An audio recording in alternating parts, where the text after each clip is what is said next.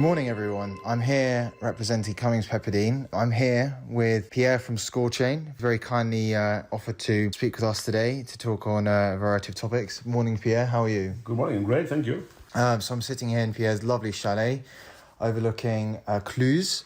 Forgive my slightly bad French accent, and in a It's good, perfect. Good. cerebral environment. We're just here to, take up some of Pierre's valuable time to ask a few questions. So don't mind if I start. So Pierre, what got you into crypto assets? Well, I like to say I'm some kind of open source guy. So I'm an entrepreneur who started a few businesses around open source business model and open source technology in IT, in the music industry, and I had also background within the financial industry. So it made sense for me to be interested in Bitcoin 2014, because like how this new technology that's like open source money can change the industry and maybe the world. Yeah. And do you think that the open source model has application beyond crypto assets? Yeah, you have many examples, and in the IT industry, companies like Microsoft or Oracle, they have to change their business models because now it's almost impossible to sell a black box, in IT. So and it created a large community of developers, all the guys developing apps on Apple stores, Google Play, whatever. It's also because they had access to this kind of open source languages, technology, and so today, and the internet obviously is using a lot of open source. And in media, Wikipedia Wikipedia is using Creative Commons license, so some kind of open source license. So yes, you have now. I think it will be maybe more difficult for the financial industry, but who knows? I'm sure Julian Assange will agree with you. Tell us more about Scorechain and what do they do? So we are, as a basis, we are a blockchain analytics company. So we are able to extract a lot of information from the blockchain, transactions and usages. But today, the main interest from the market is how we can follow regulatory requirements. Mm-hmm. And so we are providing a lot of analytics in terms of reports, real-time information about transaction monitoring. So it helps our customers, companies, to fulfill with regulatory requirements and to apply for an exchange license or a payment. If they're a payment platform, if they can again get an agreement for the regulators. So yeah, we are RegTech, the blockchain, or a crypto AML companies, and we are only a few ones in the world providing this kind of services. So you're the essential toolkit, and that the companies need to comply with the regulatory obligations. Yeah, we have. I like to say we are building the first layers, the mandatory layer, because if we cannot trust the counterparty, we cannot trust be a trusted company or business, so you cannot operate in the long term. So even if we have some kind of freedom connected with Bitcoin and a blockchain, I fully agree with that. But we need to have some basics in terms of regulation, and not heavy one, because everyone would kill the ecosystem. But we are more like building trust, and it's a motto of a few companies like us, how we can build trust in the blockchain ecosystem. My word is my bond, or my key is my bond, as they say. Yeah. So what do you think are the biggest legal and regulatory barriers for the crypto asset industry? The uncertainty. So if you you have to start something, you have to know how you can achieve these goals and what will be the burden from the regulation. So clear regulation would be good, and if there are too many changes, so step by step. So in some countries, obviously, it's like forbidden. So it's like probably stupid.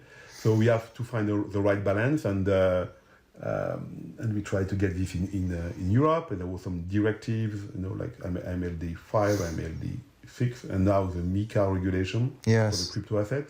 Some cancer, and like 2 months ago, it was almost MiCA will ban Bitcoin, and then 2 weeks later, we are unhosted wallets or private wallets will need to be transparent, and so this is like it's quite difficult, I guess, for a crypto company to have a clear path in that. But it's part of the job. If you are in the innovation, you have to we discuss. We have working group, association. We can connect to the regulators. So it's a long process. But I think today in Europe there's no like big barrier. But we try, and also how we can. It's quite difficult today if you're a company based in UK. How can you operate in Europe? So on. So many things need to be solved, but this is part of innovation always. Amara's law. Yeah. And what are your thoughts on stablecoins? They seem to be the flavor of the month at the moment. I like stablecoin because it's a good way to connect like the traditional industry, because we won't get rid of euro, pound, of dollar. Okay, for sure, and we still need this national and central bank currency for sure. But stablecoin was a good way to easily connect these like fiat currencies with crypto in the crypto markets. But I was always skeptic of some kind of them, and really, okay, you have 1 billion of stablecoins in the blockchain. Are you sure you have 1 billion at the bank? And it was a Terra Luna with algorithmic stablecoin and so on. So I think this is potentially the thing that should have been regulated from day one. Yeah. Okay? Because if you say you pretend I have a coin in blockchain, okay, or use a USD, okay, I want to be sure that USD is somewhere and not just in Eden somewhere. And I was not happy because you're never happy with this kind, but it's a good thing that we have this crash of stablecoins and because now you need to clarify, okay, and if you want to move on with stablecoin, and we have a good example in France because I think like last week it was some kind of the first it was the first euro stablecoin that has been registered at the French regulator. Yes. Launched by a retail casino, which a retail store company. The IMF, right? And the IMF has registered the LUG. LUG is the euro stablecoin, and potentially you are let's say connected to this project. I cannot say much more today, but we are trying to be part of this project as well. To be brilliant. Stablecoin. So stablecoin should have been the first thing that regulated in crypto. And no, I agree with your points there. And the UK government have just released a response to their consultation on stablecoins, so I'd be interested to hear your thoughts on that. What do you think? How can crypto asset businesses protect themselves against the various financial crime risks, do you think? Yeah, this is part of our job. Regulation is helping and is a part of this, because with regulation you have like a potentially clear rules of what needs to be done, but educated entrepreneurs and people who wants to really develop a business from the beginning.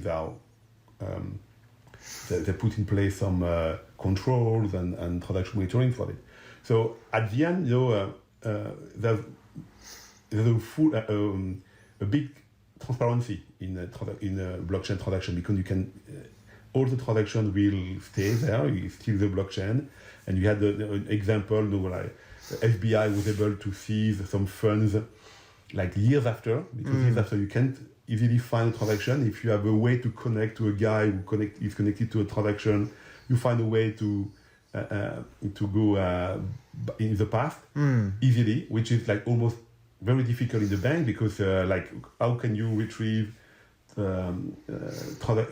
financial transactions in different banks years after, in different countries? It would be very, very difficult.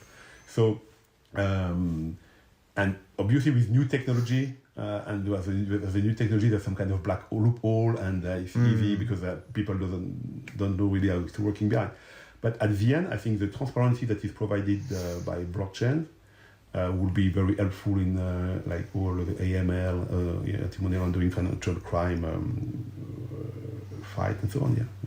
I agree, and it's really positive to hear industry leaders such as yourself have this view of regulation. So I think it's good for the industry, and I hope everyone else has the same opinion. And one last thing, what do you think is the catalyst, should we say, to take the industry out of crypto winter? It's always usage. Okay, okay, good crypto, but if you just are interested in crypto because you can make money, or I invest 1,000 euro and get back 10,000 in 6 months, it's not a good way. What will be the purpose? Like internet. Some people, knowing very smart people, said the impact of the internet would be like the same impact as a fax, and it was Nobel Prize who said that. And but then you figure, I can connect with people. I think, talking about the internet, I can send a picture of my family and then book a train and so on. So for sure, payment is not the right stuff in countries like Europe, because you have so many ways to pay something. Yeah, but I think tokenization. Yes. And we're able to tokenize maybe a financial instrument first, like equities, bonds, and the future, you can tokenize a property of your car or property of maybe your home, and it will facilitate transaction. And be sure if I sell my car, I'm paid. I receive the payment in the instant, and the guy is the owner of the car, and there's no risk and all this stuff. So maybe all the DeFi and Metaverse, Web3 will help also to understand tokenization, and then to apply this like virtual tokenization, because I don't really care about having a home in the Metaverse. But if maybe next year it will help me to tokenize my place, or to share different, or to split my company's shares into like ICO, what ICOs tried a few years ago, but I think there will be, it will come back. And tokenization is for us, I think, the main key for the development of the crypto industry, blockchain industry, and obviously you need crypto for that, because you need crypto to build the trust in this ecosystem, and to be the crypto will be the trusted third party that will guarantee that a transaction is done. Agree. Not to be the harbinger of bad news, but I think tokenization has a similar tone or similar structure to securitization, which securitization of instruments arguably led to 2007-8, the previous crisis. So will tokenization, is it a double-edged sword?